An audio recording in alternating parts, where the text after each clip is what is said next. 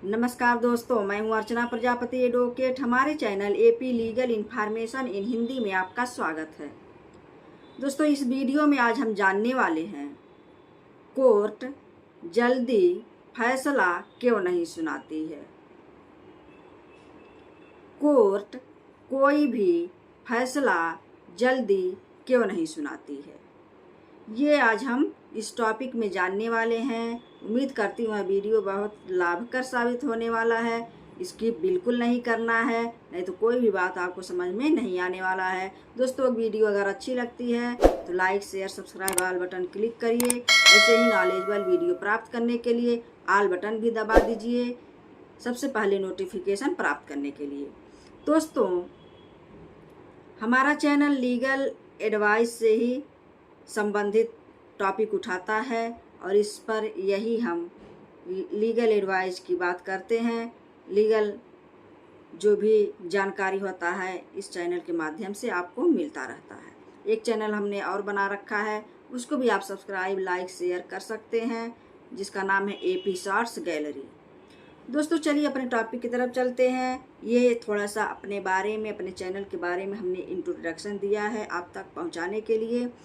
अब हम जानते हैं कोर्ट क्यों फैसला जल्दी नहीं सुनाती है। कोई भी फैसला कोर्ट जल्दी क्यों नहीं सुनाती है, किन कारणों से कोर्ट किसी भी फैसले को जल्दी नहीं सुनाती है, क्या कारण है। निम्नलिखित कारण भी हम जानेंगे। क्या भारतीय संविधान में बहुत सारे कानून का वर्णन किया गया है, ये भी हम जानेंगे। कौन से ऐसे कानून है जिसको भारतीय संविधान में वर्णन नहीं किया गया है, ये भी जानेंगे। कानून का वर्णन नहीं किया गया उसके बावजूद भी आप हमारा सबसे बड़ा संविधान, विश्व का सबसे बड़ा संविधान भारत का संविधान है, हम इससे बाहर नहीं जा सकते हैं कि इसके अगेंस्ट जाकर हम कोई कार्य कर सकें। फिर भी हमें चारों तरफ से बांध कर रखती है भारतीय संविधान की जो भी अनुच्छेद है।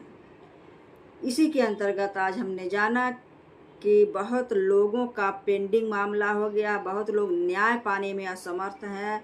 कोर्ट कचहरी चप्पल जूते घिस जाते हैं, दौड़ते दौड़ते न्याय नहीं मिल पाता। कितने लोगों की मृत्यु हो जाती है, मृत्यु होने के बाद न्याय प्राप्त होता है। यही टॉपिक हमने आज रखा हुआ है।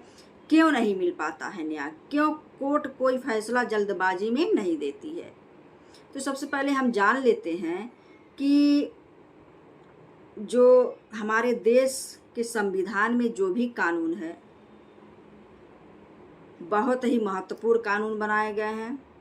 उसका उल्लंघन करने पर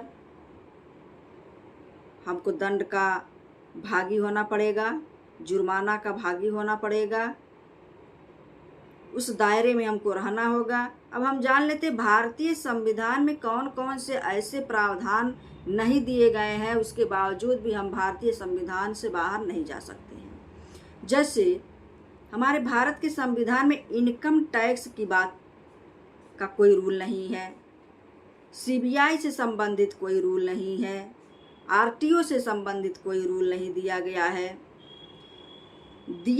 ये अलग एक्ट बनाकर दिया गया है। लेकिन हमारे भारतीय संविधान में इससे कोई ऐसा रूल नहीं है, रूलिंग नहीं है। उसके बावजूद भी हम भारत के संविधान का उल्लंघन नहीं कर सकते हैं। ये हमने जाना। अब हम जानते हैं कि सुप्रीम कोर्ट जो है किसी भी फैसले को, या कोर्ट किसी भी फैसले को जल्दी क्यों नहीं सुनाती है, इसका क्या मतलब होता है। तो इसका मतलब हम सबसे पहले ये जानते हैं कि अगर सुप्रीम कोर्ट कोई भी फैसला सुनाती है, सुप्रीम कोर्ट द्वारा कोई भी दिया गया फैसला, वह अपने आप में कानून होता है। कोई भी बात अगर सुप्रीम कोर्ट कह देती है, कोई भी बात पर अमेंडमेंट कर देती है, उस पर लागू कर देती है उस कानून को, उस पर अपनी बात रख देती है, वही कानून बन जाता है। तो अपने आप में सुप्रीम कोर्ट बहुत बड़ी पावर होती है। वो जो कह देती है वही कानून है, अपने आप में वह बहुत बड़ा कानून होता है सुप्रीम कोर्ट द्वारा दिया गया फैसला। तो इसीलिए बहुत सोच समझ कर सुप्रीम कोर्ट कोई फैसला देता है, कोर्ट कोई फैसला देता है। तो कोर्ट फैसला देता है, मान लीजिए सुप्रीम कोर्ट अगर कोई फैसला दे देता है तो वह क्या हो जाता है, कानून हो जाता है। अगर वह किसी फैसले को नकार देता है तो भी वह कानून हो जाता है। तो एक उदाहरण हम इसमें देखेंगे, जैसे मान लीजिए सुप्रीम कोर्ट ने एक फैसला क्या दिया। जैसे पहले के कानून में क्या था कि सिर्फ संपत्ति में जो भागीदारी था, संपत्ति में हिस्सा लेने का अधिकार जिसको था मुस्लिम विधि में था, मुस्लिम बेटियों को था। लेकिन 2005 के बाद देखा जाए तो हमारे हिंदू बेटियां भी अपने पिता की संपत्ति में भाई के जितना बराबर हिस्सा मांग सकती हैं, चाहे विवाहित हो या अविवाहित हो। तो ये सुप्रीम कोर्ट ने यहाँ लागू किया है, तो अपने आप में ये कानून बना है। जैसे सुप्रीम कोर्ट ने कह दिया कि 2005 के बाद हिंदू बेटियां भी अपने पिता की संपत्ति में बराबर की हकदार, अपने भाई जितना हकदार हैं, तो वह एक अपने आप में कानून हो गया। तो कोर्ट बहुत सोच समझ कर फैसला सुनाती है, जल्दबाजी कोई कार्य नहीं करती है, क्योंकि उसका एक शब्द भी कहा हुआ वह कानून बन जाता है। जल्दबाजी में ऐसा ना हो कि कोई अपराधी सुप्रीम कोर्ट में कहता है कि हमारी जो जघन्य अपराध है उसको माफ़ कर दिया जाए, कोई नियम बना दिया जाए जिससे हम बरी हो जाएं। सुप्रीम कोर्ट ऐसा नहीं कर सकता है, क्योंकि वह जघन्य अपराध किया है जो विधिक रूप से दंडनीय होता है, वह उसको एक्सेप्ट नहीं करती है सुप्रीम कोर्ट। अगर वह एक्सेप्ट कर लेती कि चलो इस धारा को हमने प्रावधान कर दिया कि इस धारा में तुम्हारा जो है जघन्य अपराध माफ़ कर दिया जाएगा, जो 10 साल 20 साल 7 साल की सज़ा है उसमें 2 साल 1 साल कर दिया जाएगा, तो ऐसा सुप्रीम कोर्ट नहीं कर सकती है, क्योंकि एक भी शब्द वह ऐसा करती है तो वही उसका कानून बन जाता है। उसके बाद से सुप्रीम कोर्ट फैसला न सुनाने का कारण ये भी है कि जैसे उदाहरण और हम देखेंगे, जैसे हिंदू एक महिला रहती है, उसका शादी 50 वर्ष हो जाता है। 50 वर्ष होने के बाद भी वह अपने पिता की संपत्ति में किसी बात को लेकर अपने भाइयों से हिस्सा लेने लगती है, हिस्सा मांगने लगती है। यह बात सुप्रीम कोर्ट तक जाती है। सुप्रीम कोर्ट अगर यह कह दे कि आपकी शादी जो है 50 वर्ष बीत चुका है, आप इसके लिए लायबल नहीं हैं, आप धन प्राप्त नहीं कर सकते या संपत्ति में हिस्सा नहीं प्राप्त कर सकते हैं अपने पिता के, तो यह एक कानून हो जाएगा।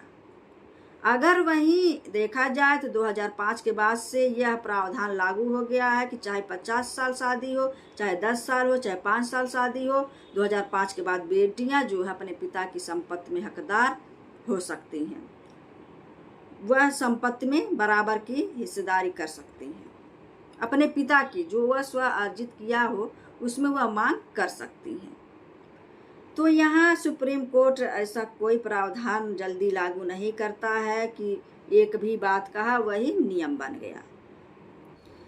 अब हम देखेंगे कोर्ट द्वारा जल्दी फैसला न सुनाने का क्या कारण है।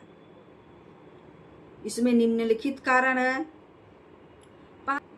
लगभग 3.9 करोड़ मामले आते हैं। सबसे ज़्यादा 3.9 करोड़ मामले बहुत ज़्यादा होते हैं। फैसला दे पाना मुश्किल होता है, बहुत ज़्यादा केस हो जाने पर मुश्किल होता है, कोर्ट जल्दी फैसला नहीं दे पाती है, ये भी एक मुख्य कारण है।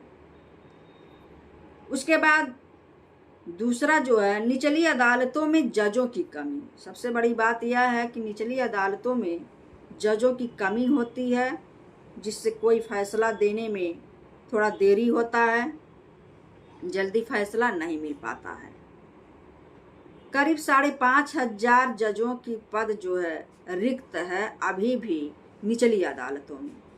5,500 जज की नियुक्ति अगर हो जाती है तो पॉसिबल है इसमें केस की सुनवाई हो प्रॉपर ढंग से और वहाँ फैसले दिए जा सकें। तीसरा पॉइंट है जिसमें अगर देखा जाए दूसरे पॉइंट में कि जिसमें 5,000 जजों की नियुक्ति के बाद भी अगर कोई कार्य नहीं होता है, यह दुर्भाग्य है। पटना हाई कोर्ट की बात किया जाए तो वो सबसे व्यस्त न्यायालय माना जाता है।